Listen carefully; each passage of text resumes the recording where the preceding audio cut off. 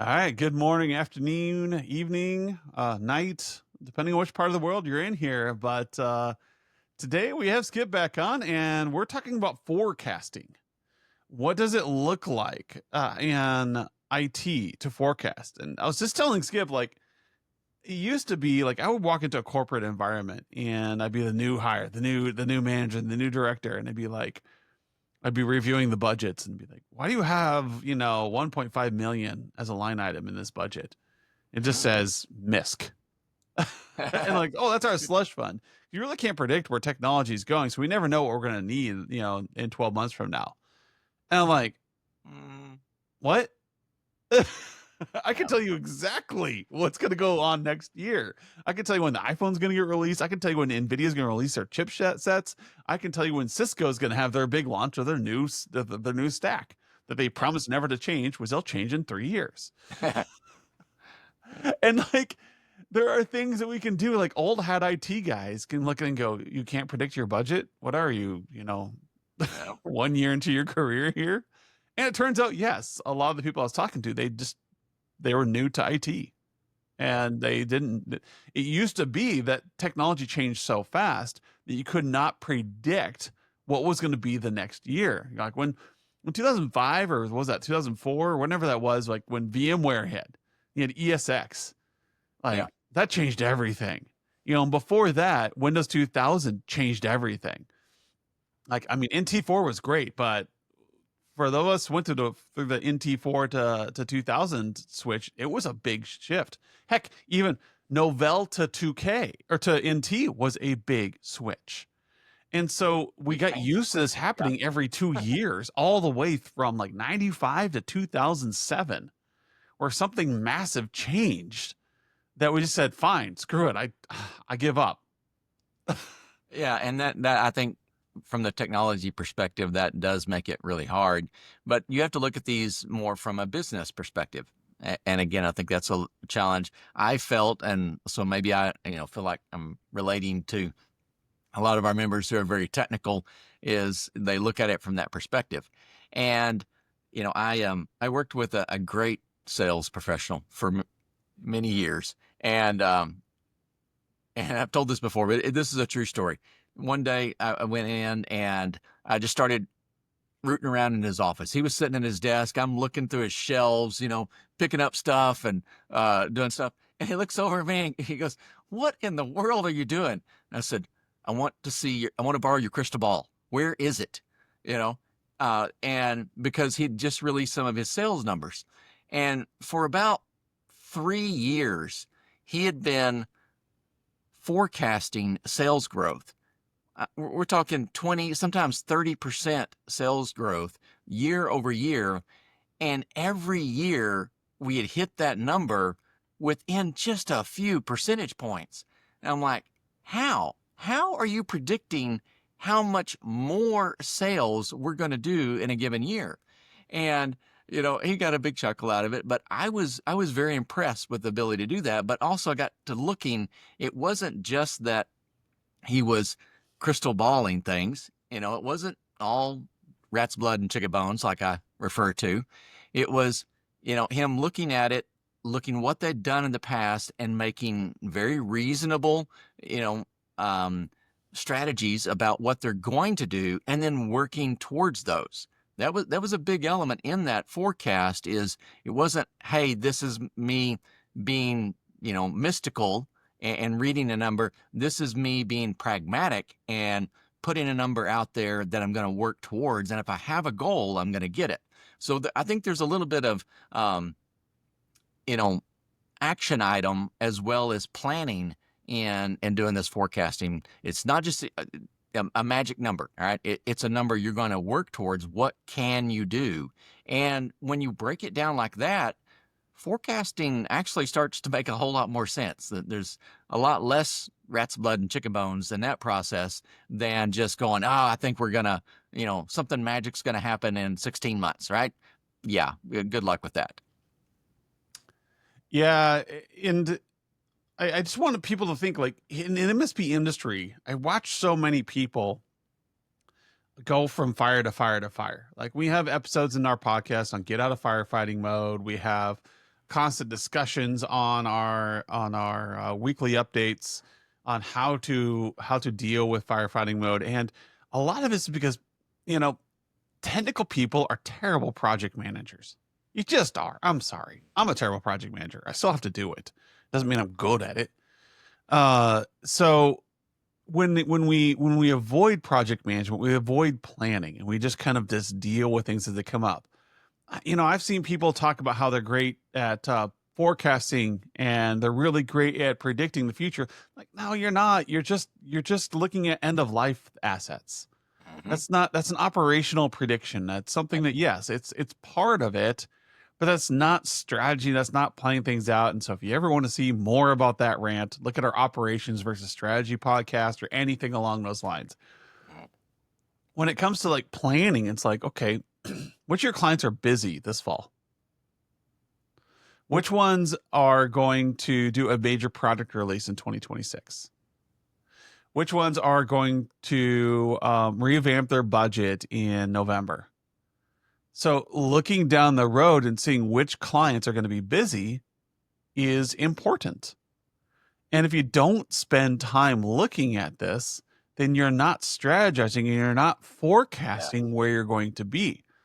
And so a lot of times when I would walk into somewhere, people are like, just like what Skip said, how are you doing that? How are you predicting this? I'm like, I'm looking at what the business is trying to accomplish and I'm just aligning with it. That's right. I know that every Friday, the foreman from the crews of all these 70 crews comes in and fills out timesheets. I know if I walk into that door on a Friday, I can talk to the foreman and I can get their opinion on something, Yeah. or I can give them something, or I can say, hey, let me upgrade your laptops. I'm not predicting things, I'm Yeah. aligning Yeah. things. And so I get better information because I plan my Friday to be inside that room.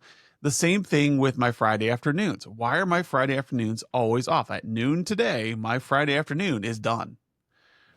But I can use that Friday afternoon for a variety of things, from planning to analysis to an overflow. And people are like, how did you know you would need time? Like, I didn't. I just happened to create a slot every Friday where I could put things in that were Hmm. an emergency, that were project planning specifics, anything along those lines. And what we need to do for you is say, when you're forecasting, you've got to do some very simple things to look at that. One, these QBRs that you've been making highly technical, where you've been talking about tickets and you've been talking about licensing, you're missing out on the ability to forecast because you're not asking them, hey, what's coming up? Let's make sure we're still in alignment and that we can make sure that we're doing our product rollouts, that we're doing our maintenance cycles in alignment with what's going on with your business. And then two, you can't fill 100% of your day. You have to assume Yeah. 20% or more is downtime that you need. You Yeah. should be bored once a day. And that should be that is how you do appropriate project planning. Because then when you have a bad day, which you will, you can now fill that with, oh, let me get this done. I have a 1 o'clock that's always open that I can slot thing in for emergencies.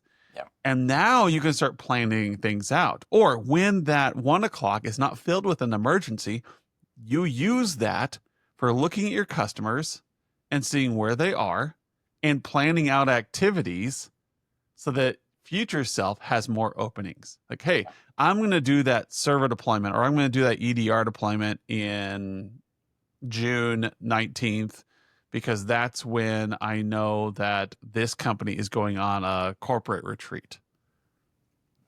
You wouldn't have known that if you wouldn't have taken some time just to sit down and look. It's a pretty simple calendar entry. Like, I look over at my cozy over here for my family and I think, what's going on June 9th? Do I have time to go over to this? I'm forecasting out a month and then saying, what can I do that weekend? Hmm. Where can I fit things in? What does this look like so that I can have time planned out? What technology is going? Oh man, the new iPhone is going to get released in September. How about I wait till then to buy my new iPhone so I can get like the current model for half Yeah. price because they're going to be offloading everything. Yep. I'm forecasting because I'm thinking ahead. I asked my daughter just yesterday. I'm like, "Hey, do you want to buy your laptop for college this weekend, or do you want to wait until you get back from your summer job and then do it right before school?" And she's like, "Oh, well, if we did it right before school, we might be able to get some back to school deals." I'm like, "Yes, Ah, there you go. How about all that? right, let's think Yeah. about that." You don't really. She's like, Yep. "I don't really need it this summer. I'm going to be gone, so let's just wait until this fall." I'm like, "Okay, cool. Let's do that." Yep. And there's to get this forecasting rolling, you need better information. And we talk about that all the time. And if you're an MSP looking at your business, trying to figure out, all right, how many tickets are we going to be closing in 6 months? What's my, support queue going to look like? You can't really answer that until you know what your clients are going to be doing. Yep. So when you sit down and, I think over experience has taught us to do this. We run through a few basic things. Do you have any building upgrades coming? Are you going to open up any new sites? Okay. That's kind of standard sort of engagements that we go through, but you need to dig deeper. Why are they opening that new site? Is business going really well? Do they have bigger growth plans? Is that one new location part of a series that is going to be kicking off with some capital expenditures? And once you get into that model and you quit being, again, you may be thinking the next location, but that's still very reactive because you're just planning for that one site. If you get in deeper and you understand that they have a 3-year business plan where they're going to open 6 new sites, well, then you need to be fundamentally thinking about their core network and how things are going to be working. And so you may be building in a, major network overhaul in 16 months to support it. It might not look realistic, right? Because you're maybe just supporting that one location, but in the grander scheme, you're laying the foundation for all of those other offices to come online. And too many times we wait until their network is at capacity and there's nothing else to do. And they're adding that one location and we're like, okay, well, this is it. We filled up the last port last time. So now we have to absolutely redo everything. And it's too big of a project to manage at one time. We get it done somehow or another, but it's always a lot more work than it should be. And the clients feel like we're unprepared. I mean, they've been thinking about this business model. They've been thinking about this plan, this core of what they're going to do to their business. They're working on this years sometimes.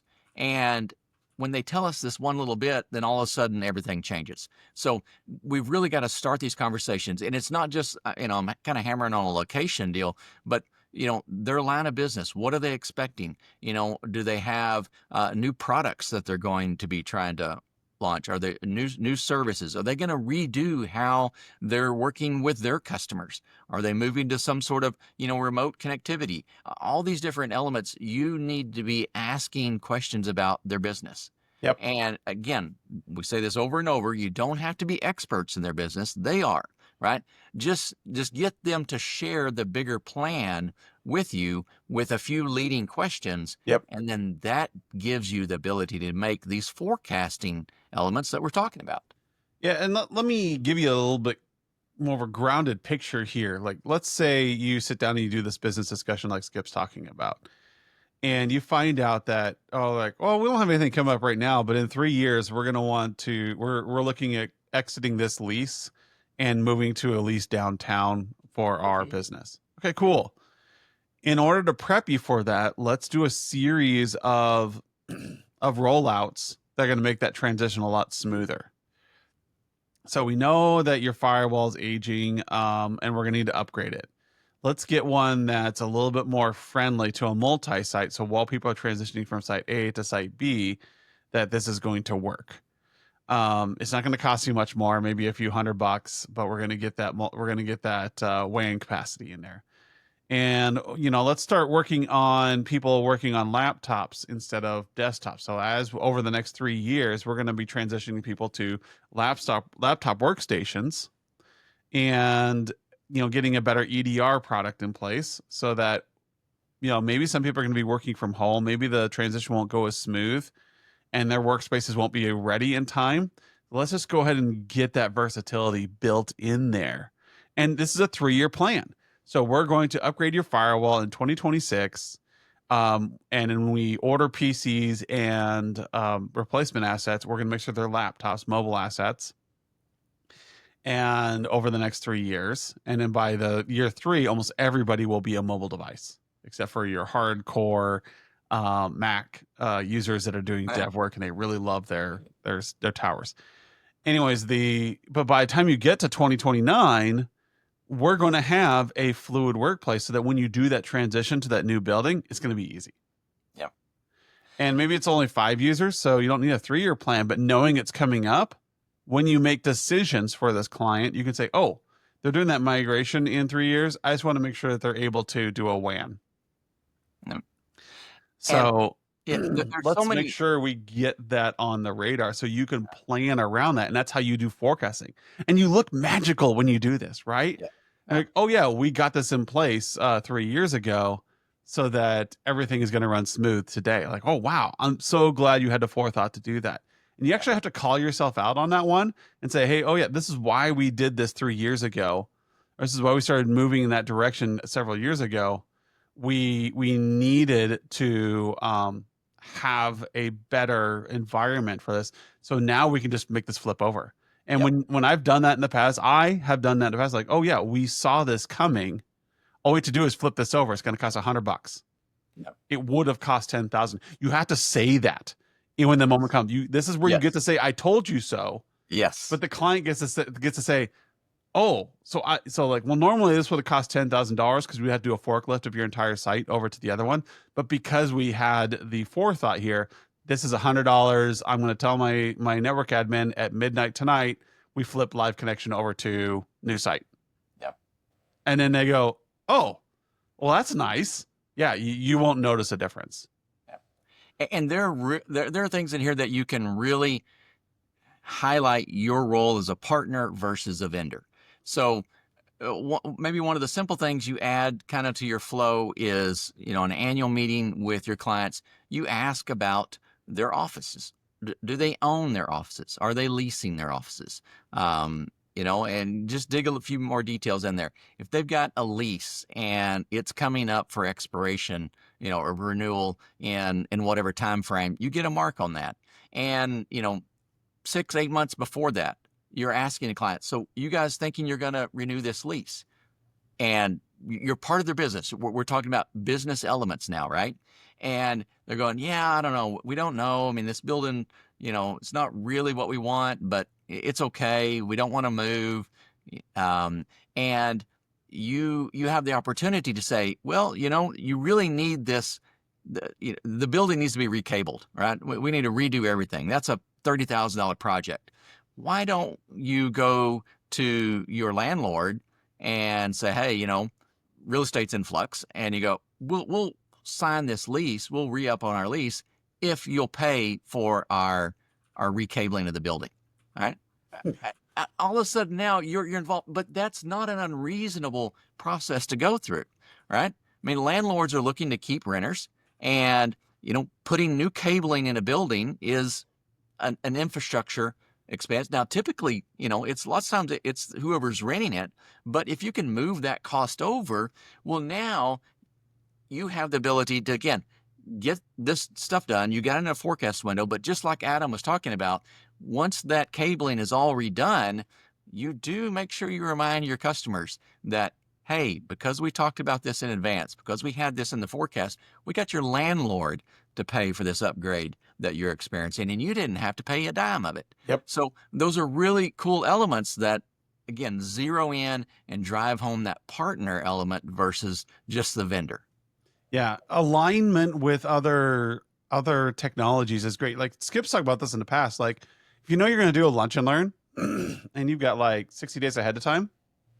So if you're going to do a lunch and learn, you can tap into existing services.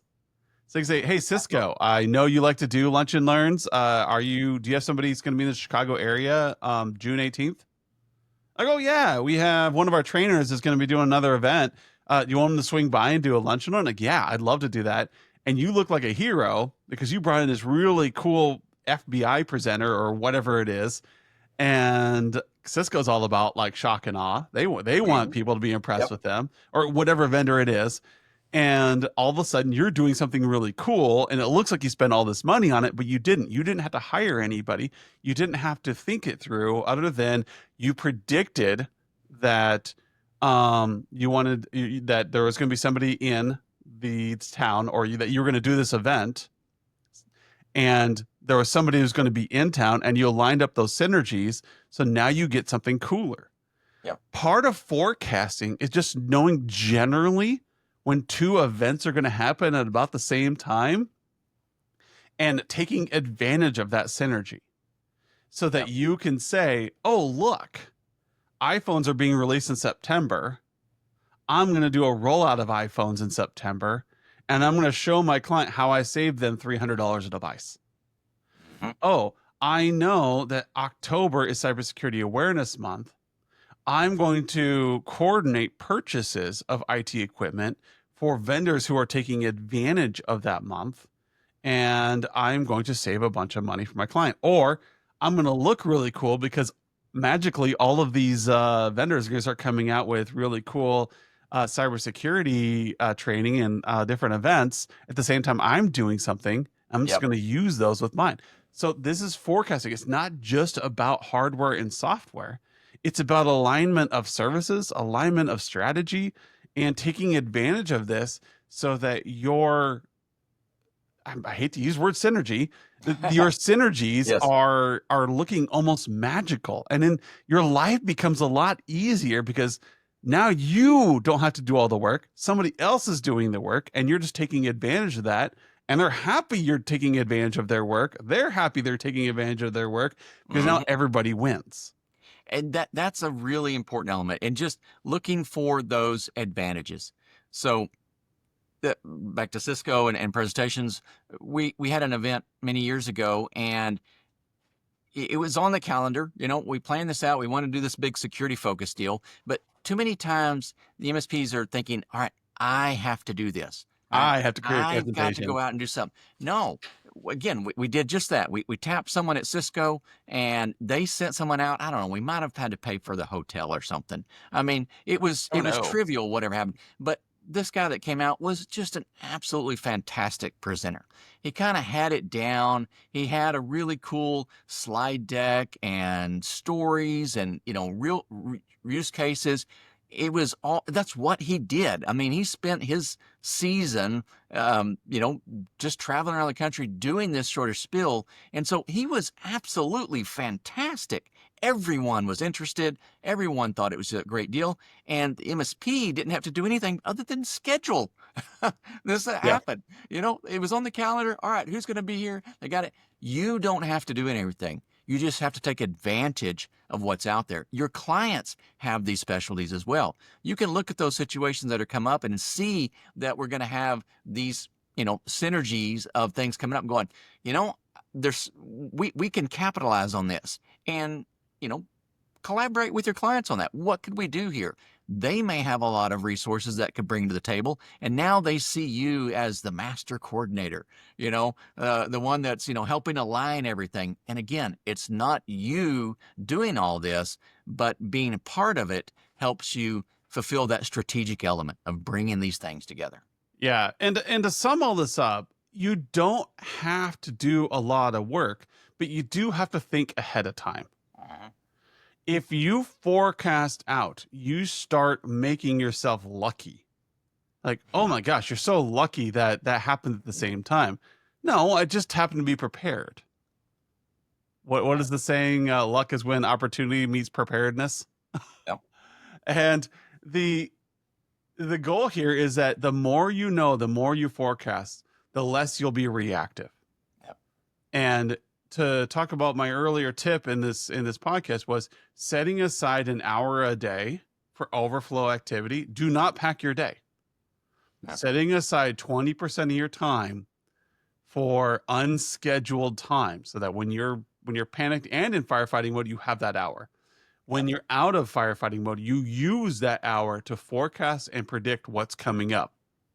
It has to be done that way. That's what I do on my Fridays. I kind of look forward and I think, okay, when's my next dev window closing? What else can I be doing? And if I get done early enough, I get to like go out and sit on the deck. I get to go and do something fun. I get to go out for lunch or, like find something fun to do Yep. or just relax, play a video game. I get to do something that relaxes my mind and I get to reward myself because I was good at forecasting. It's we get too busy being busy. We try to like fill our days with 100%. We stop and we don't forecast. And then we're like, oh crap, how many opportunities did I miss? Because I didn't know about them. Because I didn't spend time going. Right now, you can go to Perplexity and say, what, like Skip was asking me this morning, Hmm. what MSP events are coming up in the next 60 days? I'm like, okay, Yep. I just asked Perplexity. It was a Yep. 5-minute question. You can do that once a day. Hey, tell me what's coming up in the next 30 days.